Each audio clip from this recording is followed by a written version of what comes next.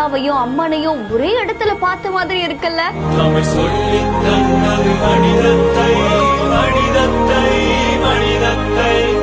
அம்மனுடைய கோவில் கும்பாபிஷேகத்துக்கு இஸ்லாமியர்கள் சீர்வரிசை எடுத்துட்டு வந்திருக்காங்க. இந்த பந்தம் இன்னைக்கு நேத்து இல்லங்க, காலம் காலமா இருக்கான். நாமக்கல் மாவட்டம் திருச்செங்கோட்டை பக்கத்துல இருக்கக்கூடிய கொக்கராயன்பேட்டை கிராமத்துல இந்து சமய அறநிலையத்துறை நிர்வாகத்துல ஒரு சுயம்பு அம்மன் கோவில் இருக்கான். ஸ்ரீ சுயம்பு மாரியம்மன் கோவில் செயல்பட்டு வருது அப்படின்னு தெரிவிக்கப்பட்டிருக்கு. இந்த கோவில்ல மகா கும்பாபிஷேகத்தை நடத்தியிருக்காங்க. பல ஆயிரம் பக்தர்கள் கலந்துகிட்டாங்க.